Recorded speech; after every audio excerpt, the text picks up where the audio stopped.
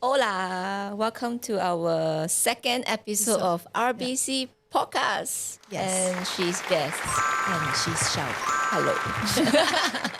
Okay, so today the content is a bit more on helping the first-time investors. There are a few questions that we would like to address and also give you the top tips to buy well. Let's rock and roll. First question, please.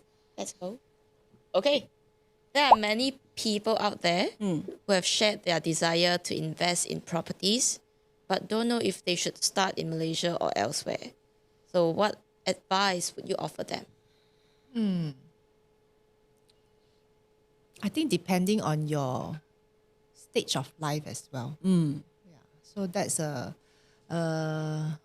very personal question as well. Very. If you have never owned a property in Malaysia or elsewhere, I'm assuming that you could be quite young lah, Yeah. right? Yeah. So affordability is definitely one category that you need to consider.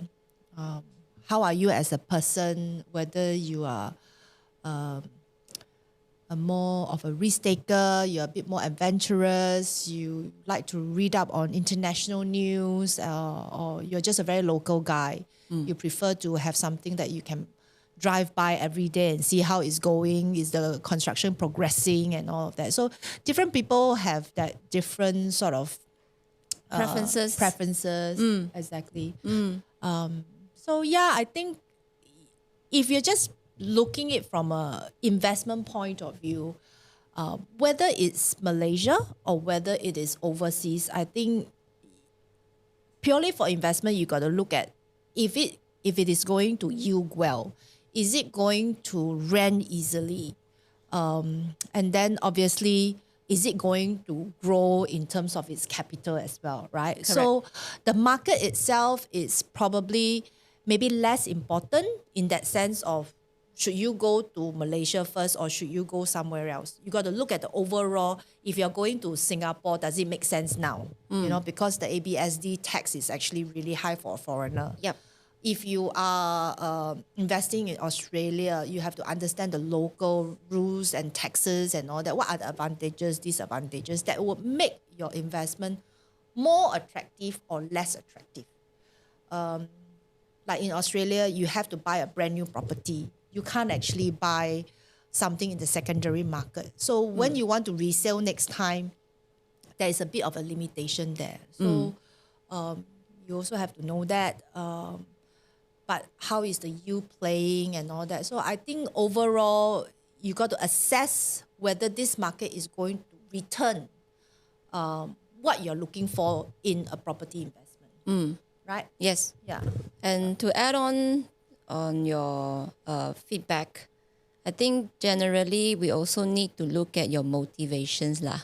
There are clients who say, oh, I want to buy something to invest. But essentially, I also want to live into the property I want to invest. Yeah. So there are journeys that you need to think of, okay, the future plan is probably I want to rent it out for 5 years. Yeah, while my kid is young. Correct. Yeah, Then after that's 5 possible. years, Yeah, it could be for other purposes. You could when my use kid it. go to university Yes. or working. Yes. Yeah. Then you have to look at the environment, the macro environment, how this property will fare, how would it perform in the next 10 years. First 5 years, will it easy to get tenants if you want to rent it out first? Yeah. The next 5 years, would it be conducive for your kids to stay? All sort of circumstances you need to think of. So even when it comes to Malaysia, deciding between Malaysia or overseas market, in terms of the thought process, I wouldn't say it's a bit far off. No, actually they are quite similar. Motivations, why you want to get out of this investment. Yeah. Even for Malaysian, if you want to buy something for your own stay, like you want to start a family, right? If you just jump into an area that has got the cheapest price, for example, or maybe the developers are giving really good incentive or rebates. But if essentially then after a few years down the road, when you complete and you get the keys, then you realize that, actually I don't want to stay here. Then how? Because there are a couple of reasons why they don't want to stay here. Probably workplace is a bit far lah, or they don't have a good school lah for the kids lah. A lot of reasons. Yeah. Then you have to you have to rent it out because you don't want to stay, right? Will you get tenants?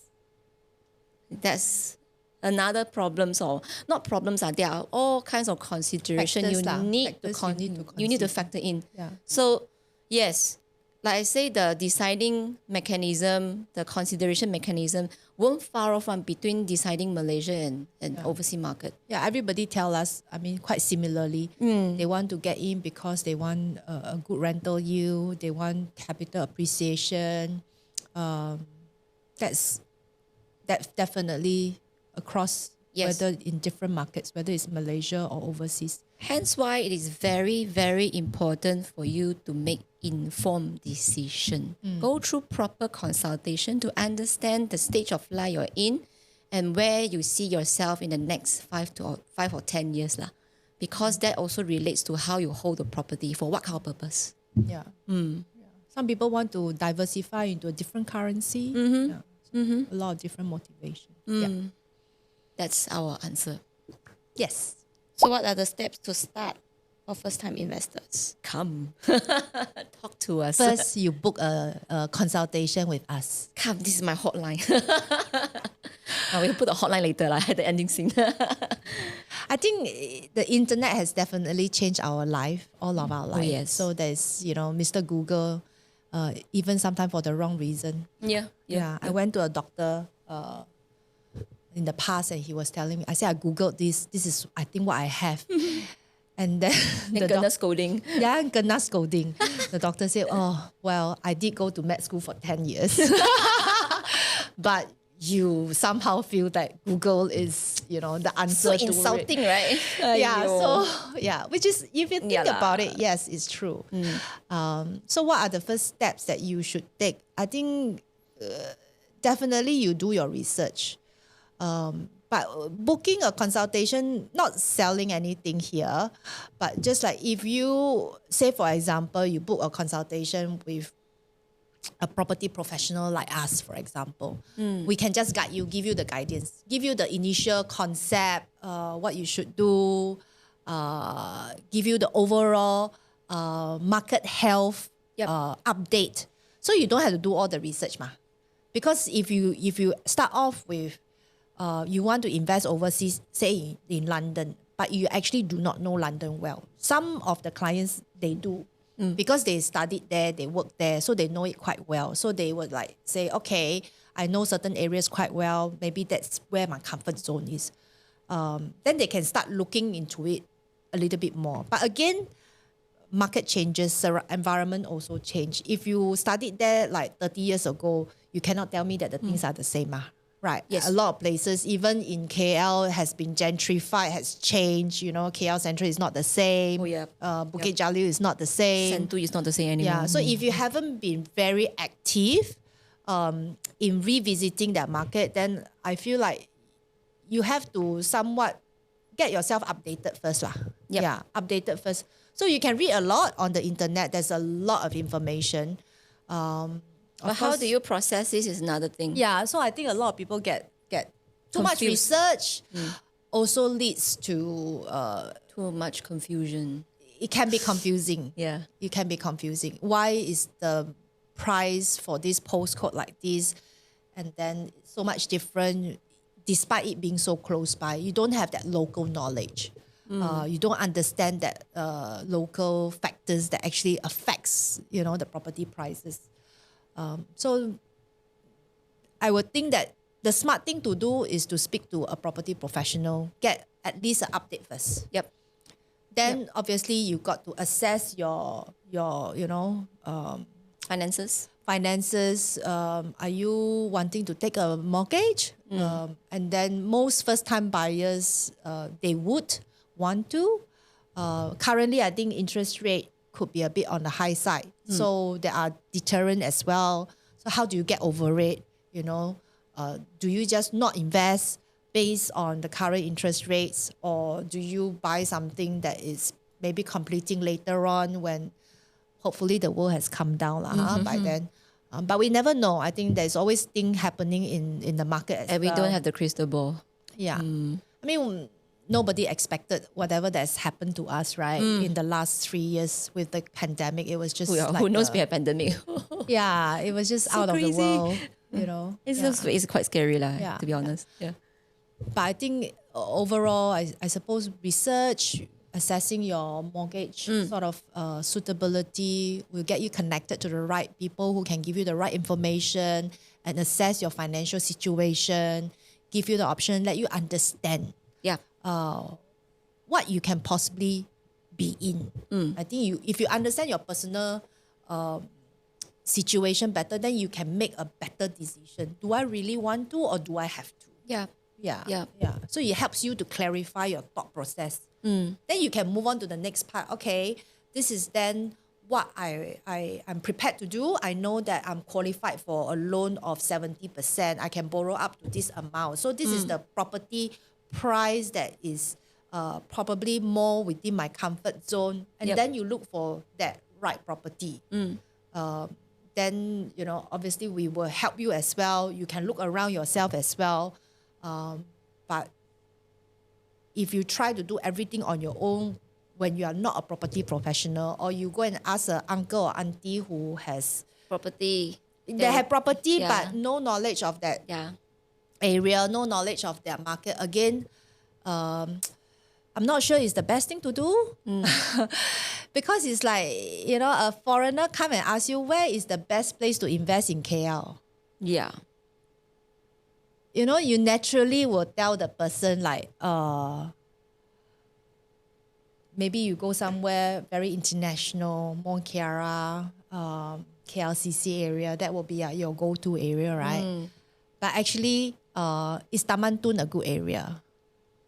Only if you're local. Only if you're local. This is very evergreen. Yep. But your relative who has very limited knowledge may not, tell you, Yep. because they don't want you to, because you're not familiar, how do you understand? Like, which part of Bangsa is good? Only a local will know. Bangsa is quite big and you Yeah. never know So pocket which of is land. the best part of Bangsa? Why is Bangsa south at this value? Yep. Bangsa BSC area is a different value. If you don't have the local knowledge, how can you? So when you ask somebody who has limited knowledge about that market itself or the area itself, I think it's also may not be. I've heard a lot of people who miss the boat. Yeah, right. because Just of because they ask somebody, friends' comments or feedback, or uncle, auntie feedback. because they are also they don't want to take the responsibility. Yeah, right? yeah. Takkan I tell you to go and invest in Damansara Jaya, such a small area, but it's actually holding very well. But why would I tell you to invest there? Because it's so unfamiliar, right? Yep. Yeah. So, yeah. Anyway. I just think that you should speak to property professionals. Exactly. That's the reason why we are here. Yeah. To provide proper ones lah. Full-fledged solution.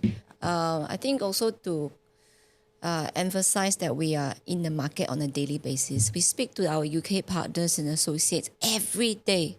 Yeah, So we we- visit the sites also. We Yeah. are there. Our pulse is on the market.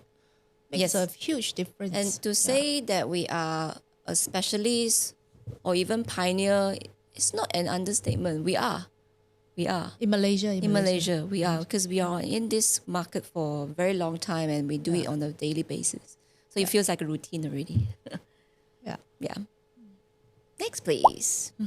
Being investors yourself, right, in UK property, what are some of the lessons that you have learned in your own personal investment journey? Ooh. I can go first. I make mistake in local properties lah. Not very sure. No, overseas they are okay. They're doing quite okay because I learned the mistake from the local property experience. Then I became a bit more cautious. I do a lot more research, like really valid research, not the Google research, like real research in the sense that I spoke to local expert before I jump into the investment. But I think the mistake that I make in local property, wouldn't say which project but it's it used to be a very up and coming town lah, called Puchong. I wouldn't say Puchong was that. very good. It was very good, like it was. WAS, oh it dear. was. All the So, Puchong developers here, please do not. Sorry.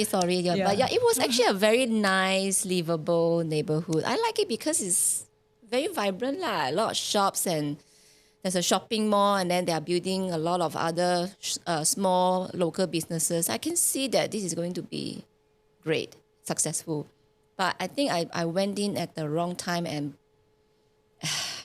yeah, in the wrong time. I think the timing wasn't right and I didn't do enough research in terms of price per square feet.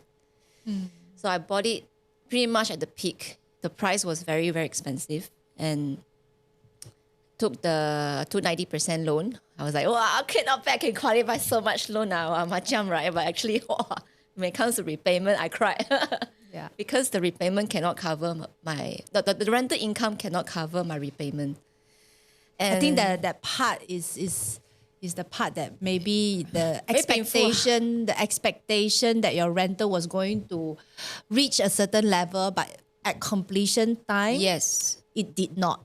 So that was your yes, lesson. My lesson is a lot is pretty much gearing to not knowing the future supply and demand factor in the area. Yeah, your So- stats. Yeah. your So stats. the stats didn't go right. It doesn't add up. yeah. So when I complete the property, I took 6 months to get tenants. Yeah. 6 months. Yeah. Because there are a lot of units being made available at the same time as well. So I went through a lot of competition with other units. Yeah. So you keep dropping price. Keep dropping right? prices. So I like really throwing prices from Yeah. 2009 to 2008 and 2007. Guess what I'm renting now? How much? 2000. Oh dear me. So yeah, that's my sad story. So I learned the lesson very hard. I told myself, okay, Shelvin, you better really check all the stats. Check the demand and supply and what would be the government initiatives in the area that will create job opportunities, that will create economic prosperity, that will create new commercial and business space, because that brings in labor, brings in people, brings in rental demand. Yeah. Without that, how can you prosper with your renter? Cannot one. Then your property will become less appealing because nobody wants it. So yeah, then I bought into catchment areas in Australia and in London. That's Yeah. it. That's my story. My lesson,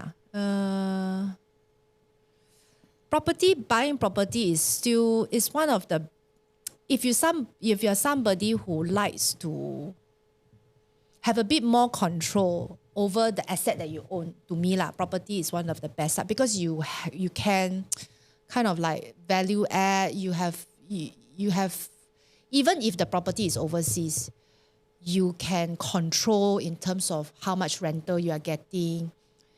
I think you still need to, maybe not my personal lesson, but there are clients who don't check their bank balances. Oh yeah.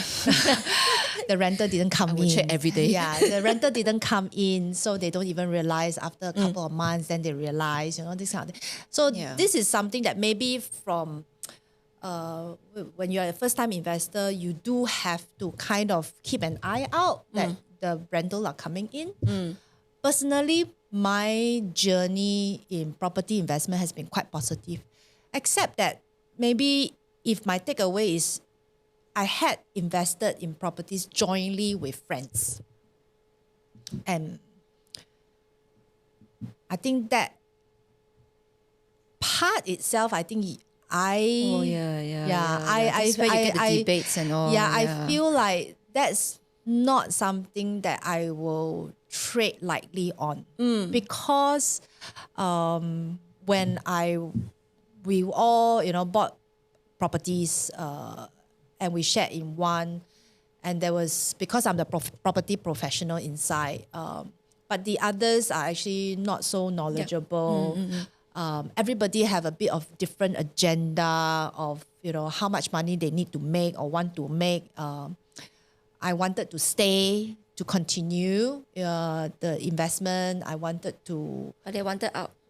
they wanted to buy their own home or they wanted to buy their property somewhere else. So they say, oh, since we already made so much money, let's cash out, that kind of thing. So I was forced to let go in that sense. Oh. So I didn't enjoy that part. Which one? The shortage one. Huh? On podcast. Cut. Yeah, cut. Yeah. So anyway, I would think that if you are starting out, you want to invest, and if you want to invest, whether it's even family member or like-minded friends, you really have to have that very candid chat up front.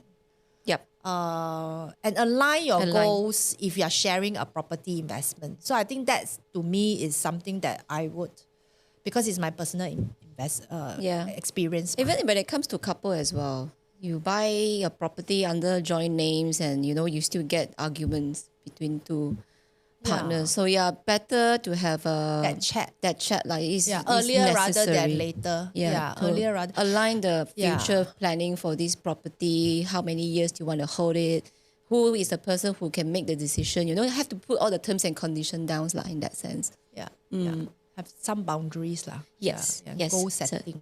I think that's the last question already. We pretty much covered all the top tips to buy well for first-time investors.